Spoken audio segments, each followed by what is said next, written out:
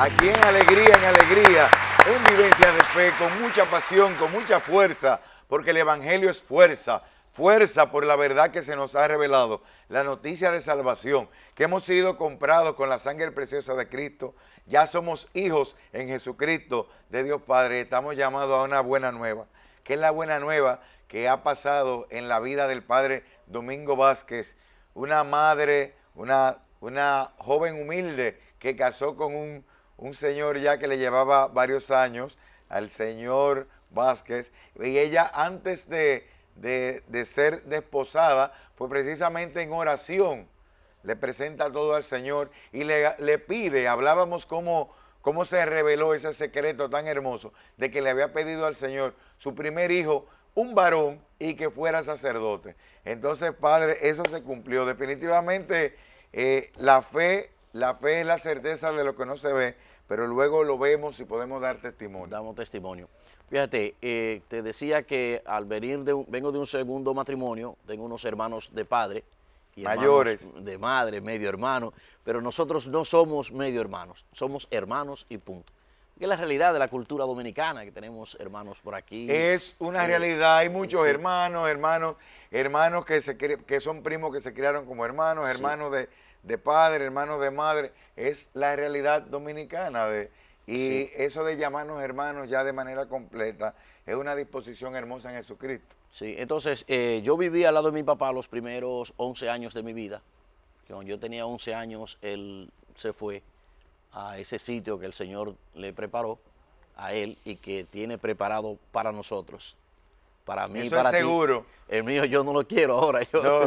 Yo no. Es eterno, eso es eterno, sí, Padre. O sea que no hay prisa. Que se lo presten a otro, no es lo que yo llego. Entonces, los valores que yo aprendí en esa corta experiencia con mi padre del trabajo, la dedicación a los demás, el servicio, la justicia, eso lo aprendí yo al lado de mi papá. Entonces, esa vivencia de mis hermanos mayores que yo, me quieren muchísimo a mí porque ellos dicen que yo me le parezco mucho al abuelo paterno, el papá de mi papá, que se llamaba Juan Vázquez. Se parece al abuelo. Sí, y mi papá Juan Isidro Vázquez. Entonces, ellos me tienen mucho cariño, mucha ternura por eso, por el parecido, como digo yo en forma de relajo, que el abuelo mío se parecía a mí. Entonces ellos ven que yo soy idéntico a ese abuelo de nosotros, que yo no llegué a conocer. Él murió mucho antes que yo conociera. Entonces, mi mamá, en la familia, querían que yo me llamara Juan también, pero mamá no quiso. Entonces fueron al almanaque para ver el santo que tocaba ese día 6 de octubre, y decía San Bruno. Entonces a mi mamá no le gustó ese nombre de Bruno. Era domingo y era la fiesta de Nuestra Señora del Rosario. Nació un domingo. Sí. Y nació en una tremenda fiesta. Sí, entonces mi mamá quería que se llamara Domingo del Rosario. Entonces cuando fueron a declararon Domingo Rosario. Entonces, al ser Rosario, yo nunca me sentí femenino, no me sentí hembra ni nada por llevar ese nombre. Fui objeto de bullying, como dicen hoy día, por el nombre. Mira un varón con nombre de mujer. Pero a mí eso no me importaba nada. Yo lo defendía diciendo, bueno, pero hay Rosario de apellido.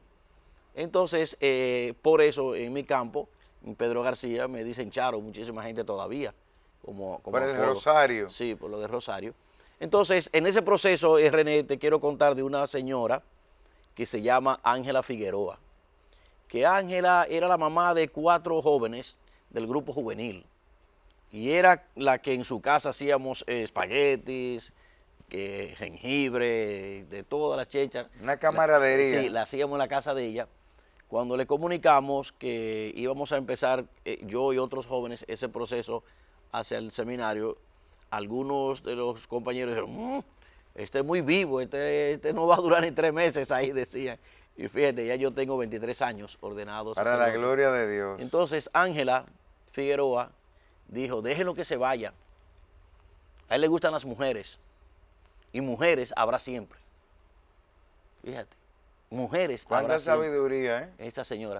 Esa señora era la que nos conseguía al grupito de jóvenes el pasaje de venir de Pedro García aquí a Santo Domingo a las 8:30 de la Avenida Independencia a las jornadas vocacionales en aquel tiempo 5 pesos de pasaje. Y ella nos conseguía esos 5 pesos. Qué hermoso, será un ministerio muy Era un hermoso. ministerio de ella. Yo no sé cómo lo hacía porque no tenía dinero. Es una señora pobre, El Señor, pero el rica. Señor Sí. provee. Entonces ella lo buscaba y nos daba ese dinerito, que era muchísimo dinero. O sea, el pasaje de ida y vuelta, 5 pesos.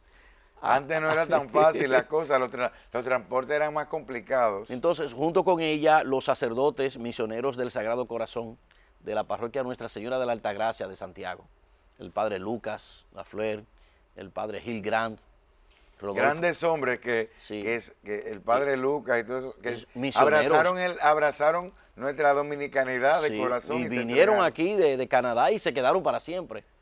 Murieron, muchos de ellos que han muerto murieron padre aquí. Emiliano El padre estuvo ahí Emiliano también. Tardif, Gil Grant y otros. El primer dominicano que yo conocí, sacerdote, Rodolfo Rodríguez, que falleció también hace un tiempo, nos impulsaba a nosotros, nos ayudaba, motivándonos a hacer actividades, a servir en la parroquia, en la iglesia, a ser agente de cambio. Era lo que ellos motivaban y hacían en nosotros. ¿Cómo fue que fuiste descubriendo ya que pudiste muy fácil, te gustaba la política, me comentabas, te gustaba el periodismo, tuviste esa predisposición a la fe, hijo de una mujer que oraba, Sí. pero ¿cómo se da para los jóvenes que están a lo mejor haciéndose una pregunta ahora, están frente al televisor y dicen, ¿cómo yo me doy cuenta? ¿Cómo fue, lo tuyo fue un proceso gradual o hubo algún momento en que dijiste, ya yo quiero ser Sí, sacerdote? fíjate, muy interesante la inquietud, la pregunta. Desde niño fui llevado de las manos a la iglesia, a lo que había celebración de la palabra, y el sacerdote iba una vez al mes allá a Pedro García. Entonces mamá nos llevaba, pero hubo un tiempo cuando ya me sentí medio grandecito, que empecé a echar los pelitos aquí en el bigote, a sentirme ya grande, y entonces me ausenté un tiempo de la iglesia. Y fue interesante eso porque hasta dejé de besar la mano a mi mamá. Y ella me dejó tranquilo. Y ella me dijo, algún día volverá. Yo sentí entonces que yo empecé a perder la bendición de Dios a través de mi madre.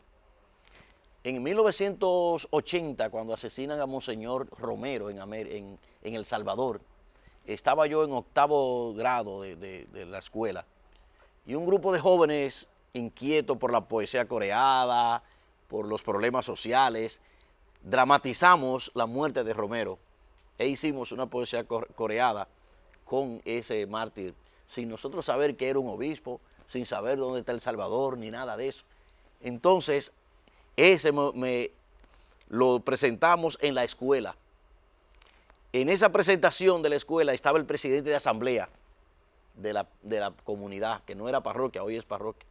Entonces, él nos dijo que si queríamos llevar esa obra a la iglesia, que la presentáramos, porque eso era católico, era Romero.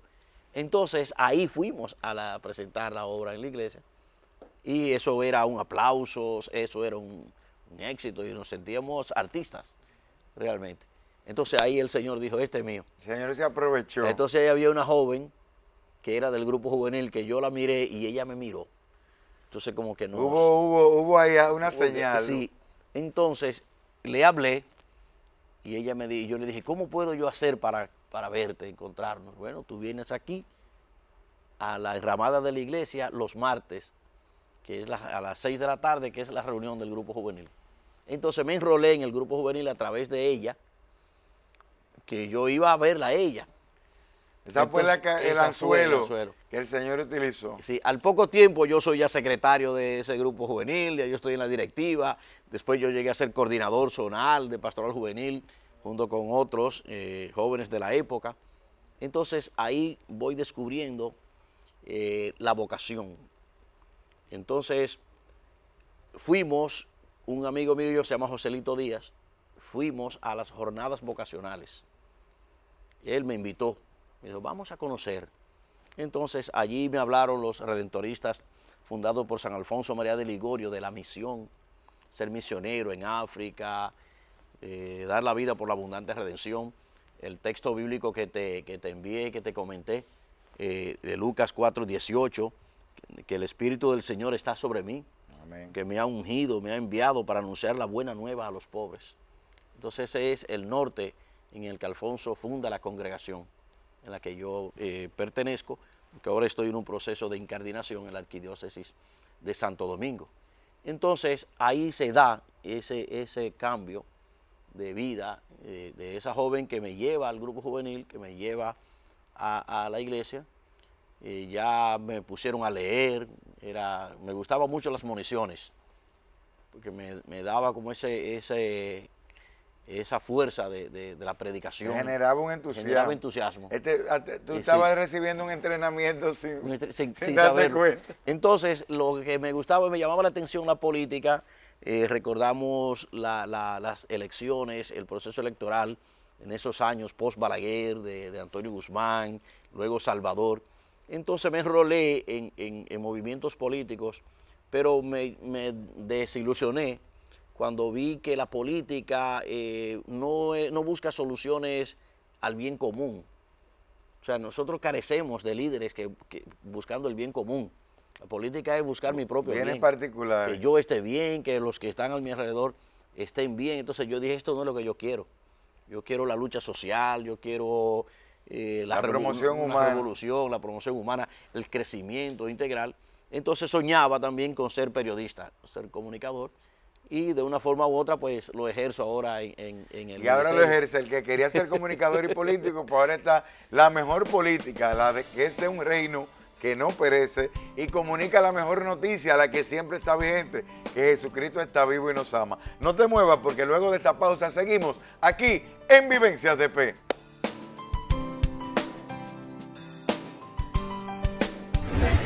Le debía y le debo obediencia.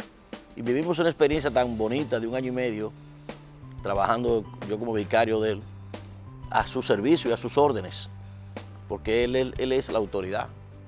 Entonces se dio esa química, esa combinación de ambos, de trabajar en equipo, de vivir la fe y dar testimonio allí a esas 3 parroquias, en Sabana Perdida, América Latina,